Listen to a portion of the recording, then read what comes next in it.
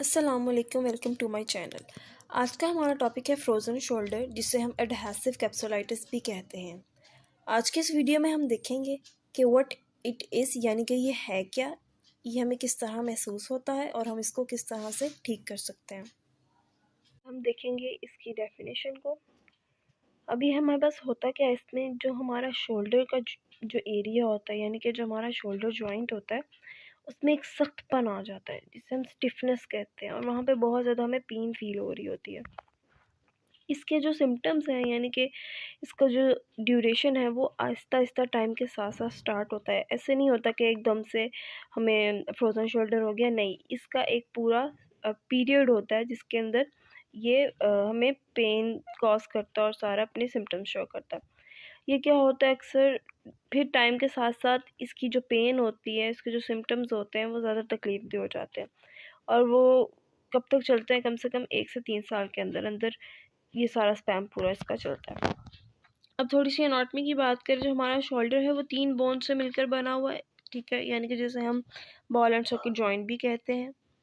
Number 1 पे आती है ह्यूमरस। नंबर 2 पे हमारे पास स्कैपुला, जिसे हम शोल्डर ब्लेड भी कहते हैं, और हमारी दूसरी कॉलर बोन यानी कि क्लैविकल, जिसे हम ड्यूटी बोन भी कहते हैं, ठीक है। अब होता क्या है, हमारे पास एक जॉइंट आ गया जो कि इन 3 बोन से मिलकर बना हुआ है। अब उसको क्या होता है, सराउंड किया हुआ होता है टिश्यूज़ ने, तो इसीलिए उन टिश्यूज़ में जब हमारे पास सख्तपन आ जाता है, वो थिक हो जाते हैं, वो टाइट हो जाते हैं, तो उस कंडीशन को हम क्या कहते हैं, फ्रोज़न शोल्डर, यानी कि शोल्डर कैप्सूल का टाइट हो जाना हमारे पास क्या है, फ्रोज़न शोल्डर है। अगर हम इसके सिम्टम्स की बात देखें, तो इसके जो सिम्टम्स हैं ना, वो टाइम के साथ साथ डेवलप होते हैं। कैसे? इसकी 3 स्टेजेस होती हैं, इसके डेवलप होने की 3 स्टेजेस हैं। सबसे पहले हमारे पास है फ्रीजिंग स्टेज, फिर है फ्रोजन स्टेज, और थर्ड है हमारे पास थॉइंग स्टेज। फर्स्ट स्टेज में हमारे पास क्या होता है कि हम किसी भी किस्म की मूवमेंट करें, फ्लेक्जन करें, एक्सटेंशन करें, तो हमें पेन महसूस होती है। कहाँ पे? शोल्डर जॉइंट के एरिया में। और हमारी जो रेंज ऑफ मोशन है ना, वो लिमिटेड हो जाती है। क्यों? क्योंकि हम जो अगर हम रेंज ऑफ मोशन करने की कोशिश करेंगे तो हमें पेन महसूस होगी। और ये ड्यूरेशन, इसके इस पूरे पीरियड का ड्यूरेशन कितना होता है, 2 से 9 माह तक। उसके बाद जो है हमारे पास सेकेंड स्टेज, वो है फ्रोज़न स्टेज। इसमें क्या होता है, जो पेन होती है वो तो कम हो जाती है, लेकिन जो हमारे पास जो हमारे मसल्स हैं, जो हमारा पूरा शोल्डर जॉइंट का एरिया है, वो सख्त हो जाता है, बहुत ज़्यादा स्टिफनेस हो जाती है उसमें, और हमें बहुत ज़्यादा और डिफ़िकल्टी होती है कोई भी मूवमेंट परफॉर्म करने में। और इसका जो ड्यूरेशन है वो होती है 4 से लेके 12 माह तक। अब जो थर्ड हमारे पास स्टेज है वो होती है थॉइंग स्टेज। उसमें क्या होता है, हमारी जो रेंज ऑफ मोशन होती है वो दोबारा से इम्प्रूव होने लग जाती है, और हमारे पास ये कितना, यानी कि 5 to 26 मंथ्स, यानी कि 2 साल, 2 से 3 साल तक का ये पूरा हमारे पास ड्यूरेशन, पूरा एक इसकी जो हमारे पास साइन है, सिम्टम्स हैं, शो होते हैं। कुछ लोगों में क्या होता है कि जो पेन होती है वो रात के टाइम बहुत ज़्यादा हो जाती है, बहुत ज़्यादा पेन होती है, और सोया भी नहीं जाता। अब इसके हम कॉज को देखें, इसका आइडियोपैथिक कॉज है, यानी कि पिछली वीडियो में भी मैंने आपको बताया था कि आइडियोपैथिक कॉज वो होता है जो जिसका कॉज हमें मालूम ना हो, अननोन कॉज हो। हम इसमें देखते हैं, जो हमारी बोन्स हैं, लिगामेंट्स और टेंडन्स हैं ना, वो हमारा सारा क्या बना रहे होते हैं, एक हमारा शोल्डर जॉइंट बना रहे होते हैं। तो क्या होता है, frozen shoulder occurs when this capsule thickens and titans around the shoulder joint, यानी कि जब वो टिश्यूज़ और वो हमारे जो मसल्स हैं वो जब टाइट हो जाएंगे, तो हमें क्या हो जाएगा, फ्रोजन शोल्डर हो जाएगा, और जिसकी वजह से हम क्या रिजल्ट में मिलेगा, हमारी जो मूवमेंट होगी वो रिस्ट्रिक्ट हो जाएगी, वो लिमिटेड हो जाएगी। डॉक्टर्स को इतना श्योर नहीं होता कि इसके पीछे मेन रीज़न क्या है, ठीक है। अब ये उन लोगों में ज़्यादातर होता है जिनको हमारे पास डायबिटीज़ होती है, या जिनका कोई आर्म का फ्रैक्चर हुआ होता है, लॉन्ग टाइम से, लॉन्ग ड्यूरेशन से उन्होंने शोल्डर जॉइंट का यूज़ नहीं किया हुआ होता, तो उनको क्या होता है, फिर फ्रोजन शोल्डर हो जाता है। अब अगर हम इसके रिस्क फैक्टर्स देखें, तो सबसे पहले क्या है, एज और जेंडर बहुत मैटर करता है। हमारे पास जो 40 अबव एज है उनमें बहुत ज़्यादा कॉमन होता है फ्रोजन शोल्डर, यानी कि एडहेसिव कैप्सुलाइटिस, और पार्टिकुलरली वुमेन में बहुत ज़्यादा होता है, औरतों में बहुत ज़्यादा हमें फ्रोजन शोल्डर देखने को मिलता है। मोबिलिटी और जो होती है हमारे पास, यानी कि हमारे पास जो मोबिलिटी होती है, हम फ्रीली कोई भी काम कर सकते हैं, वो हमारे पास रिड्यूस हो जाती है, कम हो जाती है। फिर है हमारे पास वो लोग जो अपने शोल्डर का ज़्यादा यूज़ नहीं करते, उनमें बहुत ज़्यादा रिस्क होता है किसका, फ्रोज़न शोल्डर का। रोटेटर कफ इंजरी अगर हमें कोई हो गई है तो उसके नतीजे में भी हमें क्या हो सकता है, फ्रोज़न शोल्डर हो सकता है।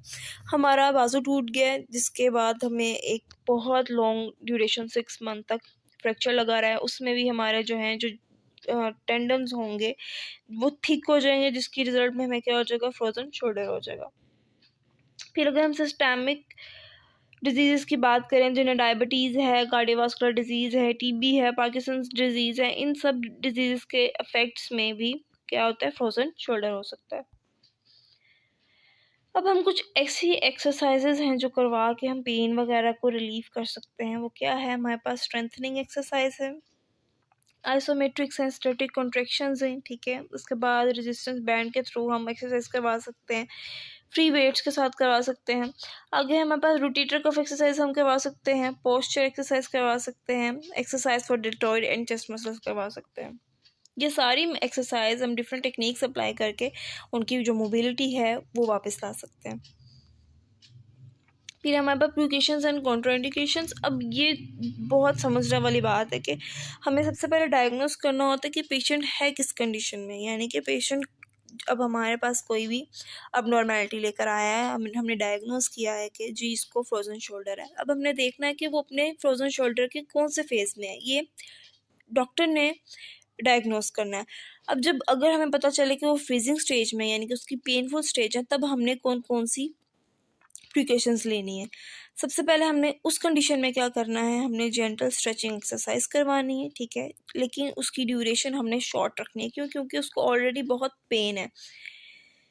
फिर हमने क्या करना है, अगर हमारे पास फ्रोज़न स्टेज है यानी कि सेकंड स्टेज है, उसमें हमने स्ट्रेंथनिंग एक्सरसाइज करवानी है, कैप्सूलर रिट्रैक्शन करवानी है, पोस्टीरियर कैप्सूल स्ट्रेच करवाने हैं और डिफरेंट टेक्निक्स करवानी है, ताकि अब हम उसकी जो मसल्स की स्ट्रेंथ है वो रीगेन कर सकें।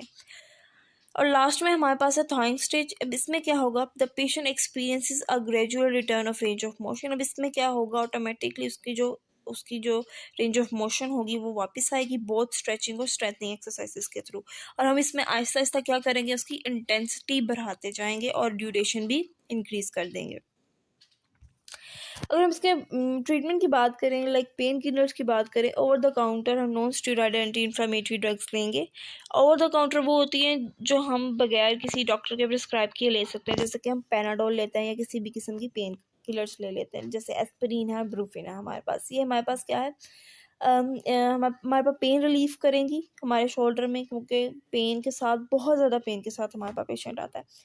और फिर हमारे पास कुछ स्टेरॉयडल इंजेक्शंस होते हैं जो हमारे पेन में रिलीफ देते हैं, हम उनको भी यूज़ कर सकते हैं। आज के लिए सिर्फ इतना ही। अगर आपको मेरी वीडियो अच्छी लगे, लाइक, सब्सक्राइब और शेयर ज़रूर कीजिए। शुक्रिया।